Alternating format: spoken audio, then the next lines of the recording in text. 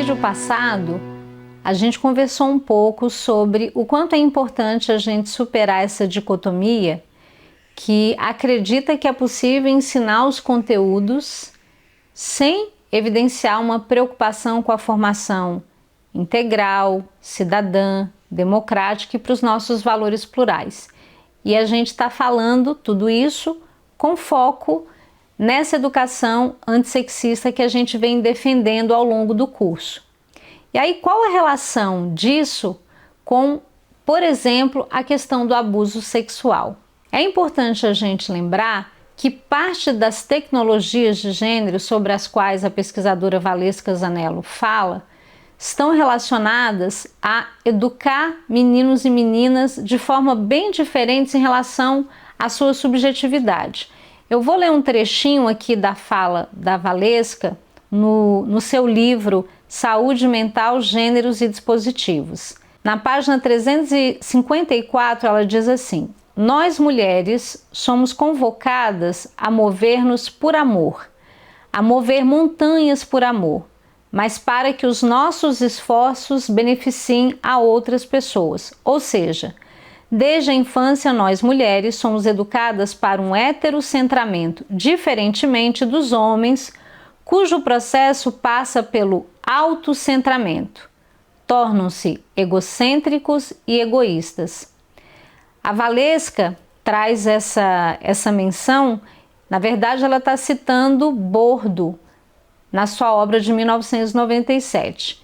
E com essa citação, ela quer nos ajudar a refletir sobre o fato, que é corroborado pela pesquisadora Chimamanda, a escritora nigeriana, que diz que a educação que é dada para as meninas é perfeita para torná-las vítimas dos seus abusadores sexuais.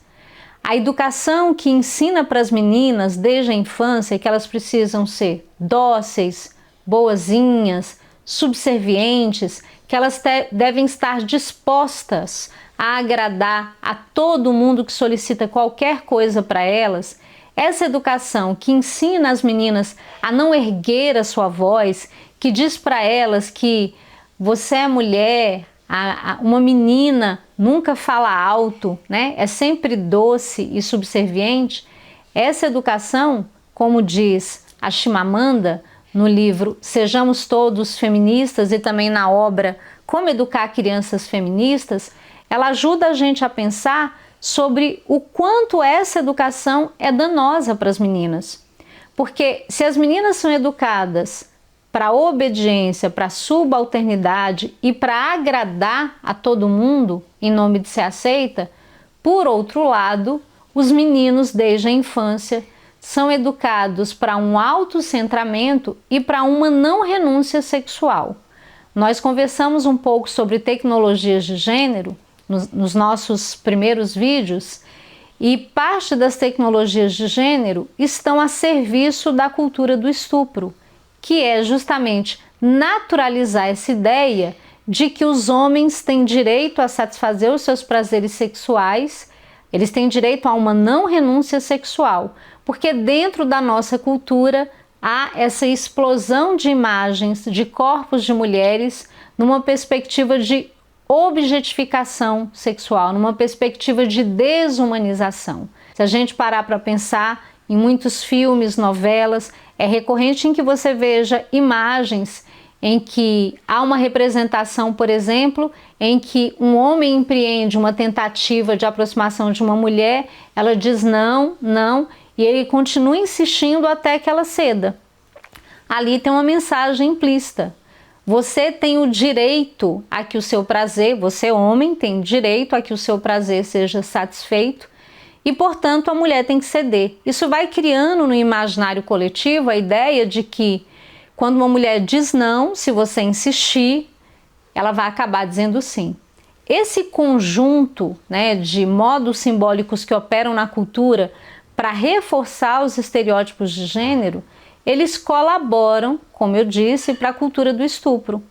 Quando a gente fala de educar meninos e meninas para igualdade de gênero, a gente também está falando sobre isso.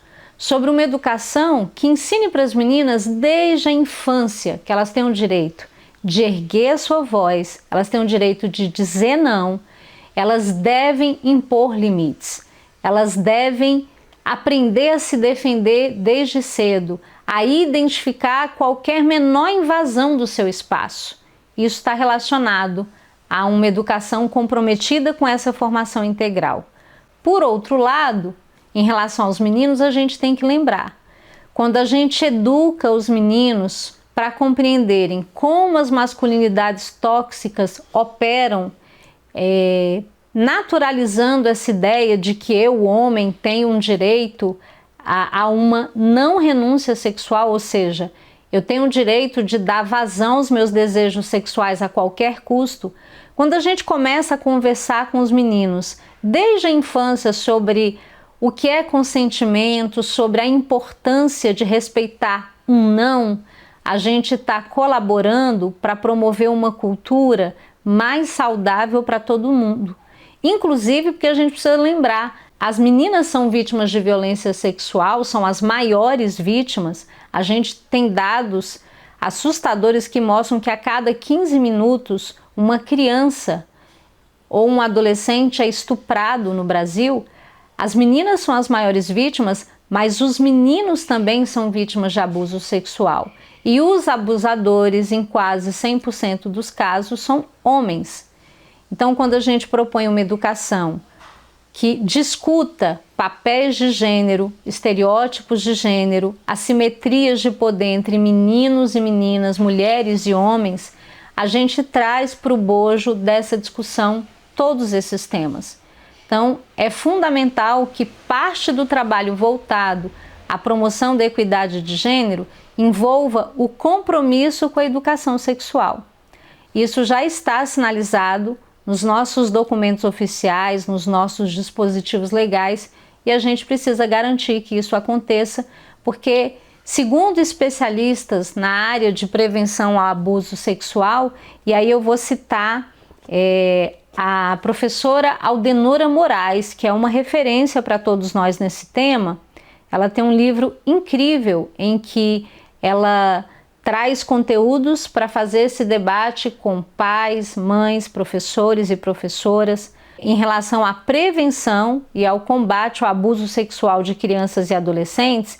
E ela diz assim, dialogar e orientar a criança sobre o comportamento sexual apropriado a protege dos agressores sexuais. A educação sexual adequada, de acordo com o desenvolvimento e compreensão da criança, não estimula a sexualidade, mas capacita a criança e o adolescente a compreender as mais diversas situações que podem envolver o abuso. Então é muito importante que a escola, a comunidade, a igreja se perguntem: nós estamos cumprindo o nosso papel em relação a conversar com crianças e adolescentes sobre esses temas que são tão importantes para elas identificarem uma situação de risco em relação ao abuso sexual?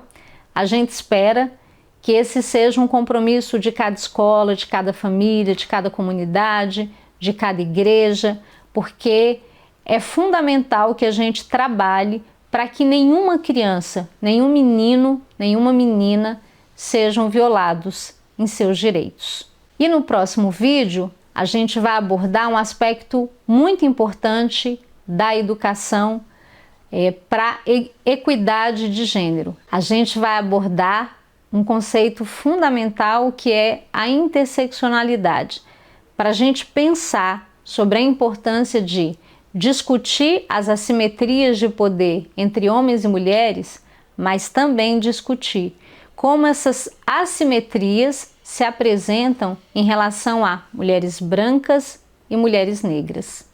Encontro vocês no próximo vídeo.